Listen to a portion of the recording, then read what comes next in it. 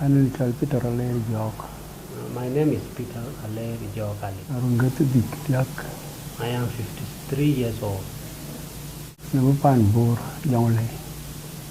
I came from South Sudan, that's Jonglei State, in a town called Bor. I have 3 wives.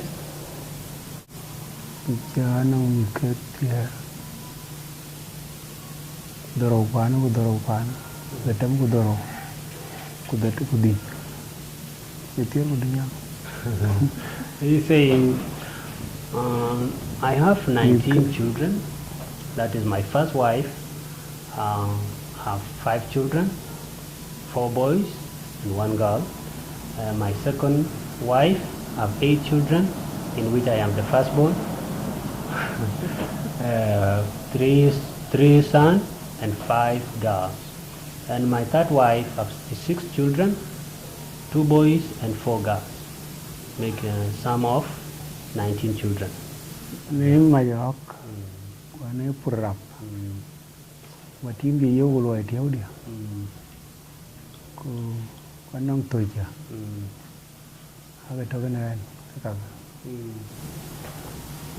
When I was in Bor, my life was very good because I used to cultivate my piece of land. I plant my sorghum, maize, and groundnuts.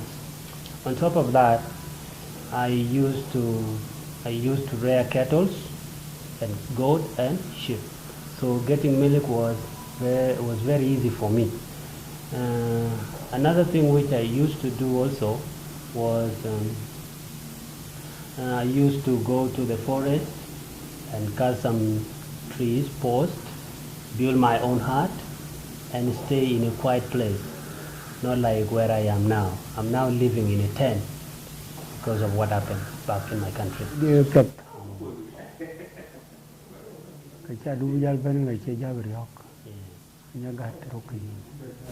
By then my life was very okay until 2013 when the war broke out. I don't know how war started, but it spilled into our village and we were forced to run for our dear life. When war broke out in 2013, it started at around 5 a.m. in the morning. So what I did was to run with my children. I left everything behind. And the food that we were supposed to eat. Those people were just after our lives. They want to kill us. So I left everything. I never ran with anything. Even my clothes. I was running with a short in which I was sleeping.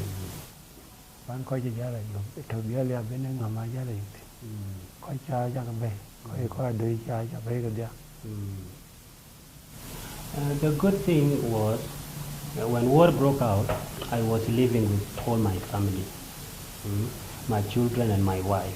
They were living in the same place, the same homestead. So we ran like that. Crossing rivers, running in the forest, sleeping at the mercy of mosquitoes and wild animals, or even snakes. We spent around 3 months in the bush, hiding from the rebels, because they even come to our place. When they hear any noise or see any smoke from the forest, they follow that smoke until they find us. So we didn't used to cook. We just eat, when we find it, we eat it raw, like that. So when we came here, we were given a tent to live in camp. When we arrived in the camp last year, 2014, I was elected to be a leader of all the South Sudanese who are in the camp. That was where I was knocked by a truck. So when I was about to cross the road, the truck which was coming from the other side of the camp knocked my leg. And it was until I shouted for help, but no one came to my rescue. Even the police were there, but they never assisted me until my wife came from home because they were worried, tracing the road. That's where they found me on the ground, bleeding. Yeah, and they start crying until that's when the police came now. Yeah,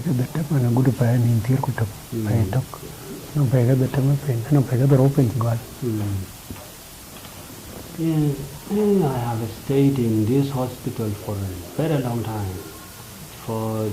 I came here in January because the vehicle knocked me on 11th of January this year. That was when I was brought here. There were big wounds on this side, and also here you can see the scar here, and there was another one here. There was a fracture here, and there was a fracture here. I'm just praying that God will help me to get on my feet again. But we never knew we will be the enemy of our own brother. There was another war which started in 1991, the same person, in which I lost even some of my children. I lost my 3 girls. So the end of this war is beyond my understanding. I really don't know. For it's peace in our country. We are told that American people have power. So if they have power, why do they allow us to kill ourselves? They could have stepped in and settled everything. Another thing that I want to say, I want to tell the people of America is to come to our country and set up schools and hospitals. Because their fighting is going on. Even the government is just concentrating on fighting, forgetting the education. So the education in our country is very poor, and we want our children to learn. And also to set up churches, because the fear of the Lord is the beginning of wisdom.